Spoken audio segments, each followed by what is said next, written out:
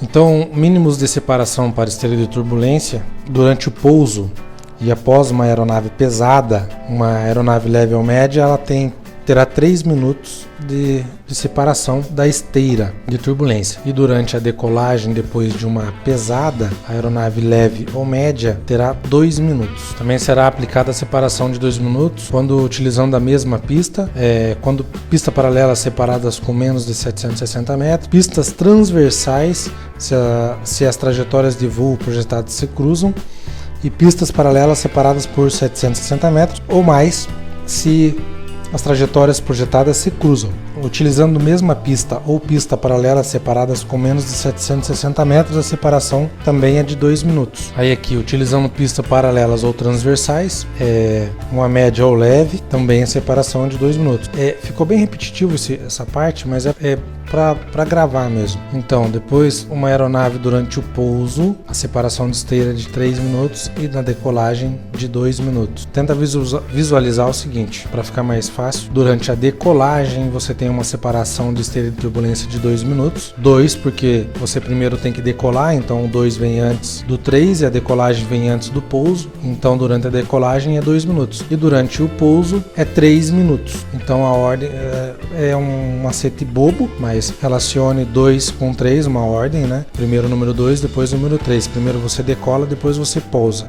Aí você grava essa informação. A torre, sempre que possível, ela advertirá as aeronaves a respeito de riscos inerentes a esteiras de turbulência. O controle das aeronaves no circuito de tráfego, que as aeronaves em voo visual deverão estabelecer contato rádio com a torre quando se encontrarem a pelo menos 5 minutos de voo do aeródromo, a fim de receber autorização para a entrada no circuito de tráfego ou cruzamento do aeródromo. No circuito de tráfego, as aeronaves serão controladas para que se proporcione as separações mínimas, com exceção das seguintes: aeronaves em formação, aeronaves em operação militar e aeronaves operando em pistas paralelas que permitam pousos e decolagens simultâneas.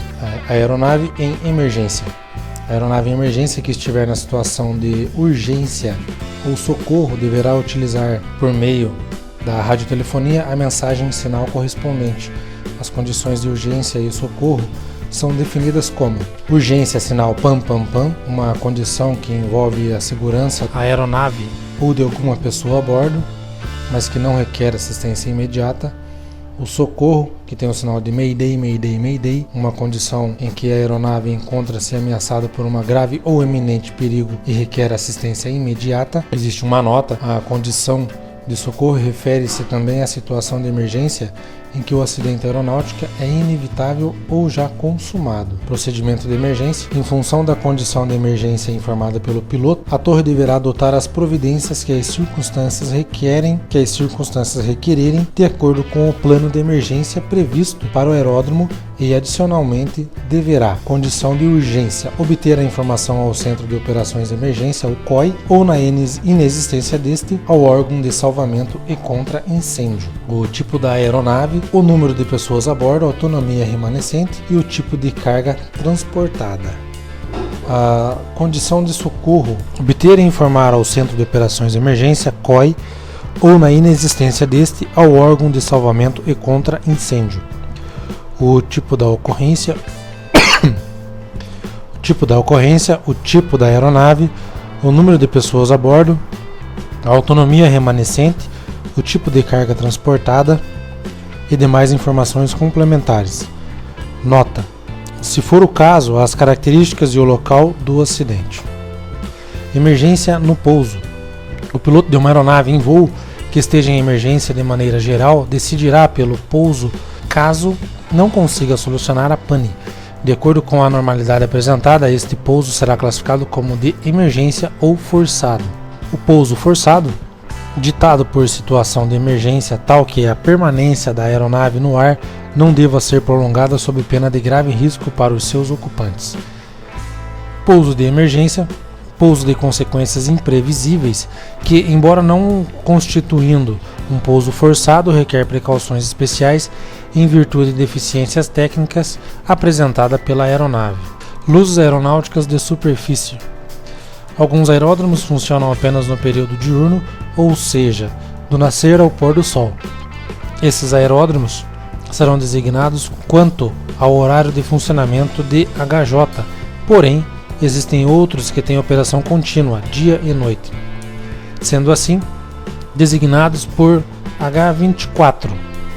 Neste aeródromo é necessária a existência de luzes aeronáuticas de superfície, as quais indicarão a posição do aeródromo, os limites da pista e os obstáculos próximos ao aeródromo. Entre outros, estas luzes são chamadas de luzes aeronáuticas de superfície. Farol rotativo de aeródromo. O farol rotativo emite fachos de cor verde alternados com branco ou somente fachos brancos. A sua finalidade é indicar ao piloto a posição do aeródromo, especialmente no período noturno.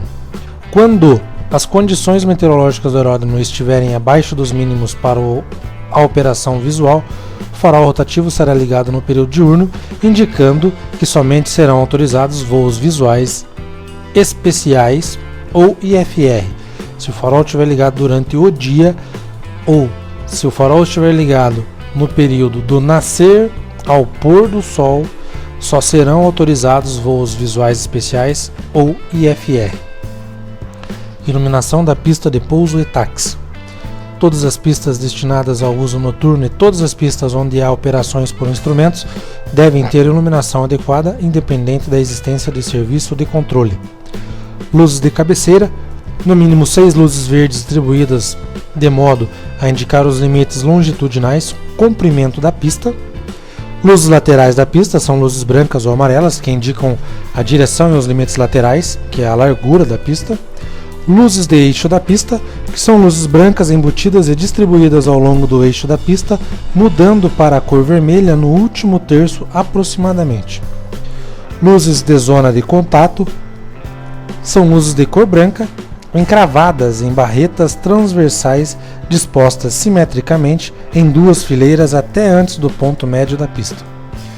Luzes da pista de táxi são luzes fixas da cor azul, distribuídas ao longo da lateral da pista de táxi.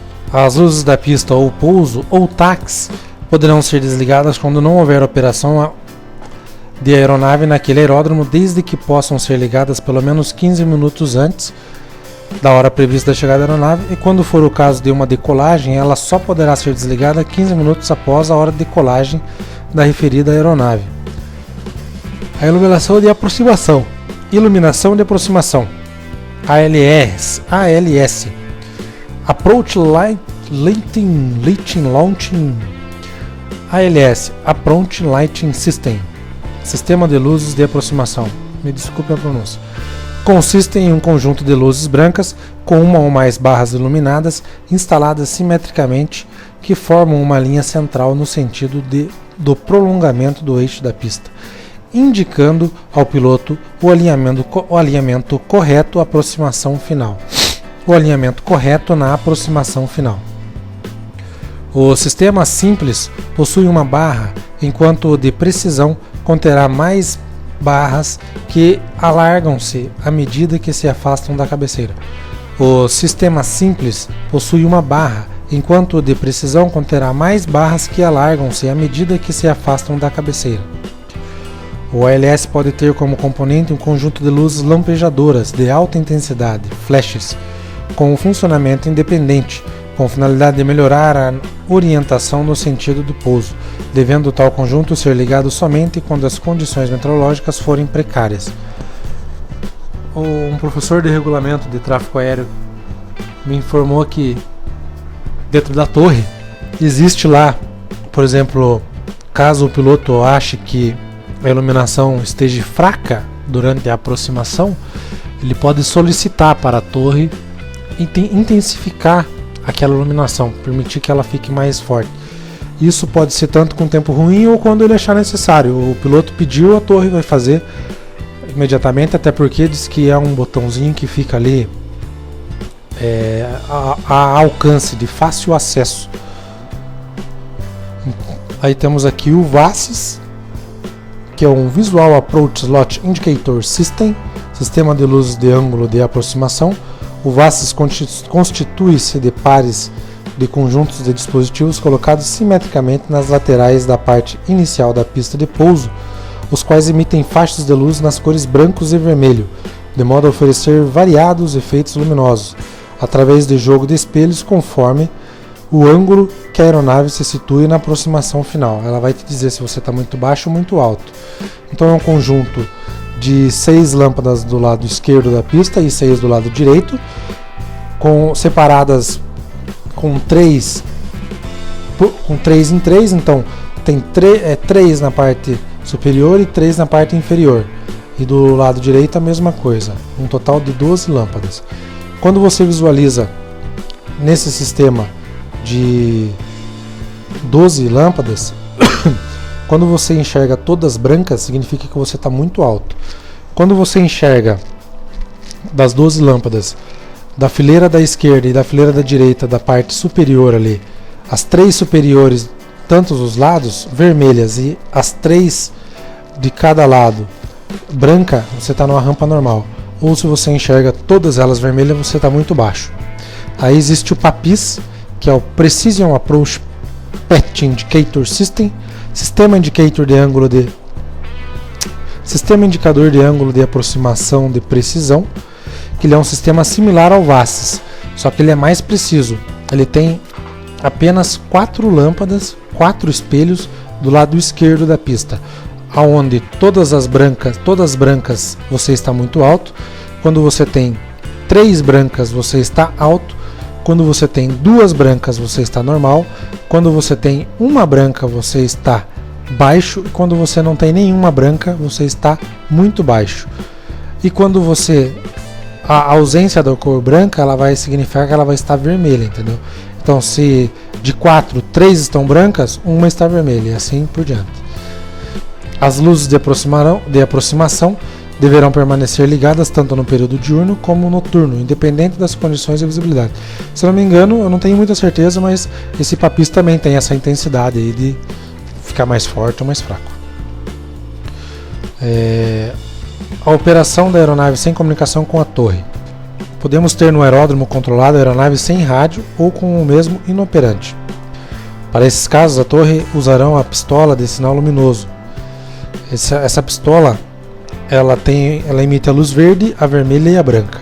Durante a noite ela atinge até 15 km, 8 milhas náuticas, e durante o dia 5 km, 2,7 milhas. As luzes para a aeronave quando ela estiver no solo, o fecho de luz que a torre vai emitir quando a aeronave estiver no solo, caso ela não esteja rádio, será de verde contínua, estará indicando que é livre decolagem. Se ela receber um verde intermitente, um verde piscando, é livre táxi. Um branco intermitente significa que ela precisa regressar ao estacionamento, regresse ao estacionamento. Um vermelho contínuo, mantenha a posição, e um vermelho intermitente, afaste-se da pista. Isso quando a aeronave está no solo. Agora quando a aeronave está em voo, quando ela recebe o fecho de luz verde contínuo, significa que está livre pouso. Quando ela recebe o verde intermitente, para ela regressar e pousar. Quando ela recebe a cor branco intermitente, pouse nesse aeródromo e dirija-se ao estacionamento. Tanto no solo quanto em voo, a cor branca significa estacionamento. Vermelho contínuo, dê passagem a outra aeronave e continue no circuito. Lembrando que isso que eu estou falando é durante o voo. Vermelho intermitente, aeródromo impraticável, não pouse. E também existe a luz pirotécnica vermelha, eu nunca ouvi falar de alguém ter usado, mas ela significa não obstante qualquer instrução anterior, não pouse por enquanto. As aeronaves notificarão o recebimento do sinal luminoso da seguinte forma: durante o voo, durante o dia, balançando as asas, se o avião, ou balançando o helicóptero. Durante a noite, emitindo sinais intermitentes 2 vezes com faróis de pouso ou com as luzes de navegação. E no solo durante o dia, movendo os aileron e o helicóptero balançando, e durante a noite também piscando os faróis de pouso ou as luzes de navegação. Aeródromo com serviço AFIS. Alguns aeródromos, mesmo sendo homologados ou autorizados para voo IFR, não possuem torre, portanto não são controlados. Porém, é exigido que nesse aeródromo seja prestado no mínimo o serviço de informação de voo de aeródromo, o AFIS, por um órgão ATS. Normalmente esse órgão será da Estação de Telecomunicações Aeronáuticas, conhecida na fonia como rádio.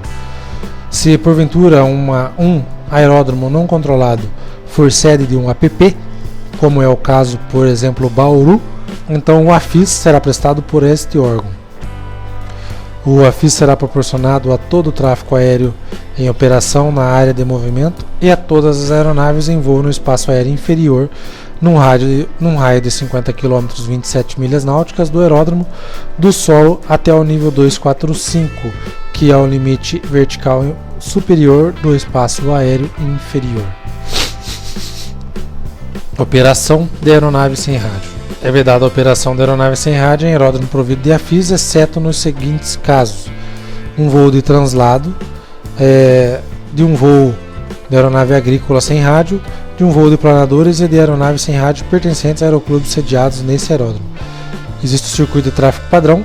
Nos aeródromos onde é prestado o AFIS, o circuito de tráfego padrão segue os preceitos estabelecidos nas regras do ar. No caso, nesses aeródromos são proibidos pouso direto, circuito de tráfego pela direita ou curva à direita após decolagem, a menos que haja carta de aproximação visual específica. A responsabilidade dos pilotos durante a operação de aproximação e pouso, o movimento de superfície e saídas é de responsabilidade do piloto em comando reportar ao órgão que presta o serviço AFIS as seguintes informações: o procedimento de aproximação ou saída por um instrumento que será executado, bem como as fases sucessivas do procedimento, a altitude, aos níveis de voo que for atingindo, a pista escolhida antes de entrar no circuito de tráfego ou iniciar o táxi, as posições críticas no circuito de tráfego e na área de manobras de aeródromo, as aeronaves de pouso e decolagem e a situação do trem de pouso, baixado e travado ou fixo, quando a aeronave se encontrar na perna base do circuito de tráfego visual ou na aproximação final de um procedimento IFR. Os aeródromos não controlados serão órgãos ATS. Os aeródromos não controlados,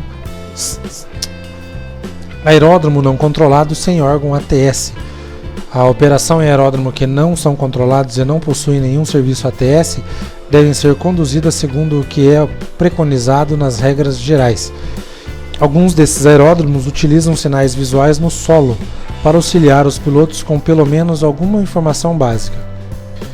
Então, os sinais visuais no solo existem lá: quadrado vermelho com duas faixas amarelas, pouso proibido; quadrado vermelho com uma faixa amarela na diagonal, precauções especiais nas aproximações e pouso. Você vai cair uma questão exatamente perguntando isso. O que significa isso na tua banca? O que é um quadrado com uma diagonal amarela? Isso significa precauções especiais na aproximação e pouso. Um altere branco, que é um pouso, decolagem, táxi em pista compacta. Um altere branco com duas faixas pretas nas pontas, pouso e decolagem em pista compacta, táxi não necessariamente. Duas faixas amarelas, um X no caso, pista de pouso ou táxi impraticável, pode ser na cor branca. Um T deitado é o sentido do pouso. Um quadrado amarelo com a letra C preta significa sala IS. Uma flecha indicando algum sentido, apontando para a direita, que é o circuito pela direita, pode ser na cor branca também. E duas cruzes fundidas uma na outra, parecendo um peso, aquelas barras de peso, significa que é voo de planadores. E daí o número significa a pista em uso. Sequência de coordenação entre aeronaves. A frequência de coordenação entre aeronaves, FCA. A frequência para a coordenação entre aeronaves tem o objetivo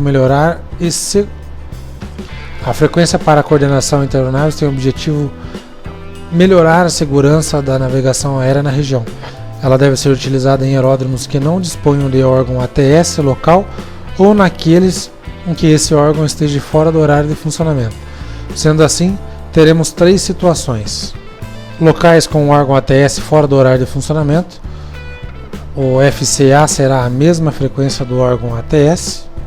Os locais sem órgão ATS com frequência específica,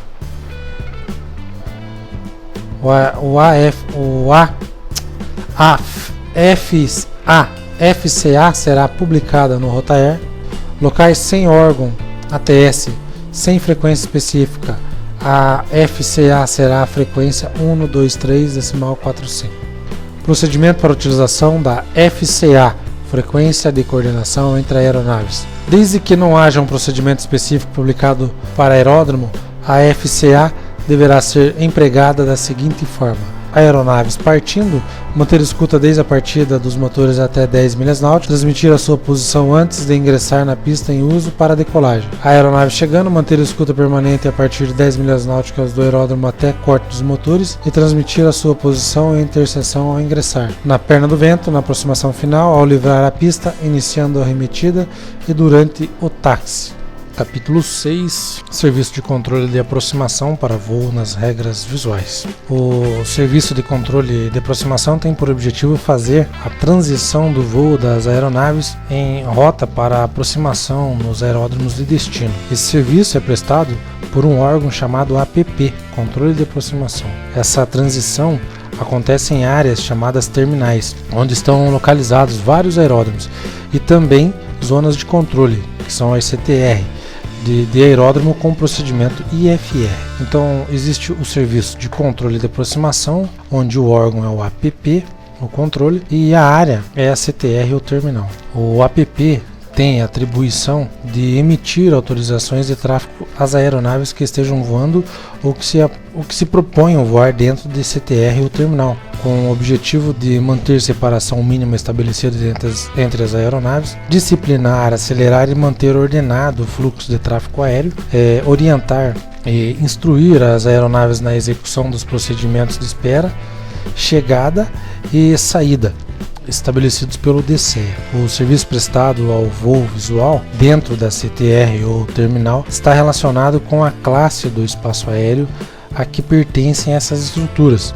Também as CTR ou terminais brasileiras abaixo do nível 145 são classificados como Charlie ou Delta, e o DCEA tem estabelecido limites laterais e verticais regulares para a grande maioria delas. Então a separação na CTR ou terminal, o APP proporcionará o serviço de controle de tráfego aéreo e separação vertical e horizontal nos espaços aéreos sob sua jurisdição entre os voos. Por exemplo, então é o voo instrumento e instrumento nas classes Alfa e Delta. Aí tem a separação do IFR e visual na classe Charlie, separação do IFR e visual especial na CTR ou terminal, independente da classe, visual especial e visual especial na CTR ou terminal, também independente da classe. A separação vertical mínima entre as aeronaves sob controle de um APP será nominalmente de 300 metros, equivalem a 1000 pés. Então a responsabilidade dos pilotos em voo na CTR ou terminal, as aeronaves em voo visual, antes de ingressar em uma CTR ou terminal, deverão solicitar autorizações do APP. Caso as aeronaves no limite da CTR ou terminal não consigam estabelecer contato rádio com o controle de aproximação respectivo, deverão chamar um dos órgãos relacionados na seguinte ordem. Então, tentou contato com o APP e não conseguiu, ele vai primeiro chamar a torre do aeródromo principal, ou outra torre dentro da terminal, ou o ACC, caso esteja localizado naquela terminal, mas isso é nessa mesma ordem. Em primeiro, a torre do aeródromo principal, em segundo, outra torre dentro da terminal, e em terceiro lugar ele vai chamar o ACC, que esteja na localidade da terminal. Todas as aeronaves que partem com plano de voo visual, salvo instruções em contrário da torre ou do APP, do órgão de aproximação, deverão manter a escuta do ATC até o limite da terminal ou CTR, quando não houver terminal. Então o voo visual na CTR ou TMA, na terminal, é proibido as aeronaves em voo visual na CTR ou terminal. Bloquear auxílios rádios sem autorização e cruzar trajetórias de procedimento de descida ou saída de instrumento em altitudes conflitantes. Com base na classificação das CTR e terminais brasileiras Charlie ou Delta, pode dizer que nesses espaços aéreos a velocidade máxima de um voo visual abaixo do nível 100 é de 250 nós e acima do nível 100 é de 380. O voo visual estará sujeito ao controle de tráfego aéreo nas classes Charlie e Delta, para tanto, será compulsória a comunicação rádio. É importante ressaltar que é de responsabilidade do piloto que voa visual a separação com os obstáculos e outros tráfegos, exceto na separação com o tráfego IFR na classe Charlie. Então, corredores visuais de terminal e rotas especiais de helicóptero. O objetivo dos corredores visuais e das rotas especiais é ordenar o fluxo de tráfego visual dentro da CTR ou terminal, de modo que o voo visual não interfira com o tráfego IFR. Então, sempre que esses forem estabelecidos em uma CTR ou terminal, as aeronaves deverão ajustar-se a eles e informar sua posição ao APP. Se houver necessidade da aeronave voar fora dos corredores, deverá ser feita a solicitação ao APP para coordenação. A publicação que estabelece esses corredores é chamada de AIC, que é a Circular de Informação Aeronáutica, que é publicada no DCEA. Então, os corredores visuais de terminal podem ser utilizados tanto para o voo de aviões como para helicópteros, desde que, evidentemente, estejam voando segundo as regras de voo visual. Rotas especiais de helicópteros, em função do volume e da complexidade do tráfego, em muitas terminais de CTR, o DCEA estabeleceu rotas especiais de helicóptero, a fim de dissipar o fluxo de tráfego de helicópteros, né? Então, dentro do RIH, digamos, dentro das rotas de helicóptero, os helicópteros fazem coordenação entre si, através de uma frequência de coordenação, não havendo a interferência dos órgãos de tráfego aéreo. No voo visual especial, é um voo controlado, podendo ser realizado somente por aeronaves de asa fixa, que, embora satisfaça os critérios estabelecidos para o voo visual, poderá ocorrer sob condições meteorológicas abaixo dos mínimos requeridos, pelo que, para ser realizado, deverá estar sujeito também à autorização do APP, se as condições de tráfego permitirem. O APP, controle de aproximação, ele irá proporcionar separação entre os voos visuais especiais e entre estes e o voo IFR. Então, o APP irá proporcionar separação entre os voos visuais especiais e entre estes e o voo IFR. Muitas vezes são autorizados voos visuais especiais para que entrem ou saiam de CTR ou terminal, com um pouso ou decolagem em aeródromos localizados dentro dos limites laterais desses espaços aéreos. Neste caso, os voos serão conduzidos como visual especial somente nos trechos compreendidos dentro desses espaços aéreos. Adicionalmente, o APP poderá autorizar voo visual especial para operação dentro de uma CTR, com decolagem e pouso no mesmo aeródromo. As condições para a realização do voo visual especial são as seguintes: somente poderá ser realizado no período do dia, somente no período diurno, deverá possuir rádio em funcionamento para estabelecer comunicação com o APP, preencher plano de voo simplificado, que é o NTV, e as condições meteorológicas dos aeródromos envolvidos deverão ser iguais ou superiores aos seguintes valores, por exemplo, a visibilidade de 3.000 metros ou valor constante da CID, vale o que for maior, e um teto de 1.000 pés, que valem aí a 300 metros. Então existe assim, como se fosse um quadro, existe um quadro que tem três modalidades de voo visual: o diurno, o noturno e o especial, juntamente com os requisitos para a realização desse voo, que dentro dos limites da ATZ, CTR terminal, e até 27 milhas náuticas de um aeródromo, no caso do aeródromo NAFIR. E não constam, no que eu vou falar agora, os voos visuais em rota. Então, aqui eu vou ter o visual, aí tem o diurno, noturno e especial. Então, o voo visual, condições meteorológicas durante o dia, durante a noite e no visual especial. Então, durante o dia, as condições meteorológicas: o teto mínimo é de 1.500 pés e a visibilidade de 5 km. Para o helicóptero, 600 pés e visibilidade de 1.500 metros. Durante a noite, teto para o avião de 1.500 pés e visibilidade de 5 km. E para o helicóptero, o teto é de 1.000 pés e visibilidade de 3 km. Para as condições de voo, nas regras visuais especial, teto de 1.000 pés e a visibilidade de 3 km, ou valor da CID, o que for maior. No caso do espaço aéreo, durante o dia, temos o ATZ, CTR terminal, com um raio de 27 milhas náuticas de um aeródromo. Durante a noite, temos a mesma coisa. Em um visual especial, o CTR e a terminal apenas. O voo, né? Apenas na CTR ou terminal. Autorização do ATC durante o dia é torre, app e, no caso, é o controle à torre, controle de aproximação, autorização, e diz aqui não exigida durante o dia. E durante a noite a mesma coisa, e o visual especial, autorização do ATC é o app. Então aqui, a autorização do ATC durante o dia para avião e helicóptero pode ser a torre, o app, e não é exigida. Durante a noite a mesma coisa, e no voo especial, o visual especial é o app. A comunicação rádio durante o dia, sim, salvo exceções, e também pode não ser exigida. E durante a noite, sim, tem que ter rádio, e no voo especial também. O plano de voo simplificado existe para as 3 modalidades, tanto no diurno, noturno ou no voo visual especial. O procedimento para ajuste do altímetro. As aeronaves, quando estão em procedimento de pouso ou decolagem, têm suas atividades medidas com referência ao nível médio do mar. O ajuste do altímetro, fornecido pelos órgãos de tráfego aéreo, é conhecido internacionalmente pelo código QNH. O QNH é a pressão ao nível da pista reduzida ao nível do mar pelo gradiente vertical da atmosfera padrão. Por essa razão, a aeronave, ao ajustar esse referencial altimétrico, terá leitura de altitude em relação ao nível do mar. Os órgãos de tráfego aéreo, quando informam o QNH, o fazem arredondando para um inteiro inferior mais próximo. Este procedimento é adotado por questões de segurança, pois se houver erro de indicação, esse erro seria para mais, ou seja, a altitude indicada seria maior que a real.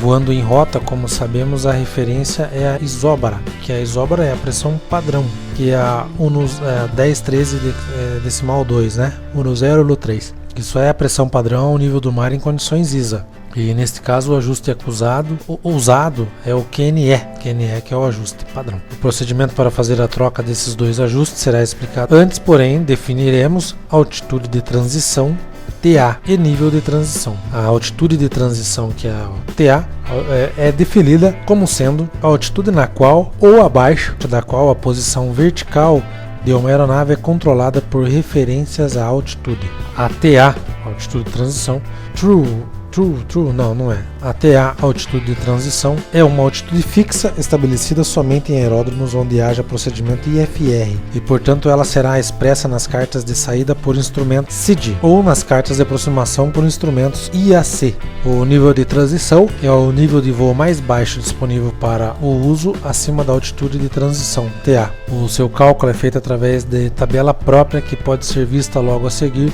usando como base o QNH local e a altitude de transição. O nível de transição sempre será informado pelos órgãos de controle, porém quando o órgão envolvido for uma estação de telecomunicações aeronáuticas, o piloto será o responsável pelo cálculo do nível de transição, fazendo uso da tabela a seguir. Então nós temos a altitude de transição em pés, que são de 2.000, 3.000, 4.000, 5.000, 6.000 e 7.000. Aí o nível de transição de 942 decimal 2 a 952.4. Isso são as pressões. Eu não vou falar essa tabela que ela é muito grande e a gente não vai entender nada.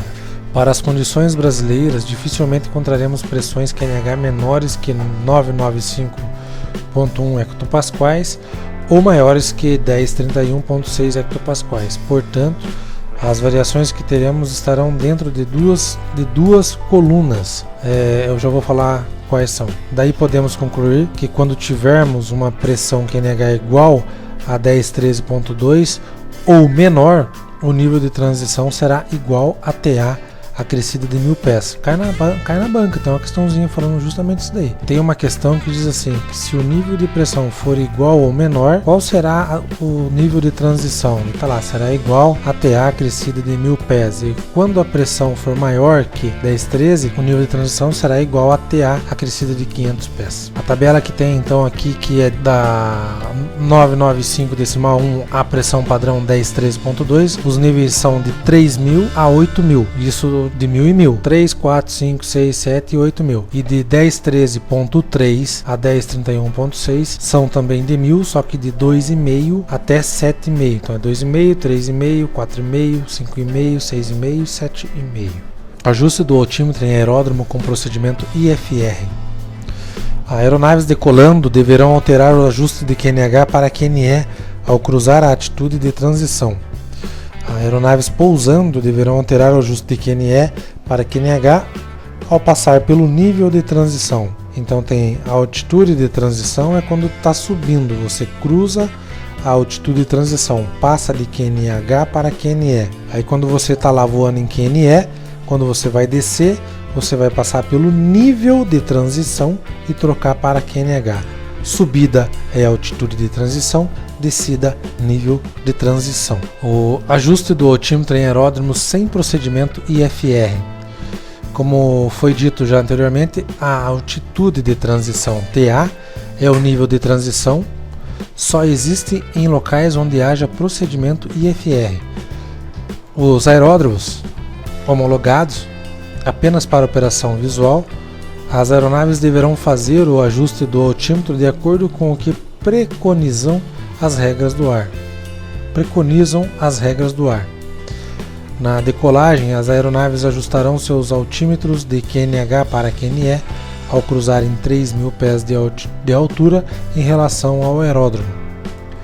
Quando estiverem se aproximando para pouso, deverão procurar a informação de QNH mais próximo possível e proceder à troca de QNE para QNH quando cruzarem um nível de voo correspondente a 3.000 pés de altura em relação ao aeródromo, mantendo as regras do voo visual. Então, está voando, subiu, o aeródromo tem 3.000 pés, você lá paradinho, o aeródromo já tem 3.000 pés, então quando você levantar voo, a tua aeronave vai cruzar 6.000 pés, você vai fazer a troca do QNH para o QNE, porque a troca é feita com 3.000 pés a partir do aeródromo.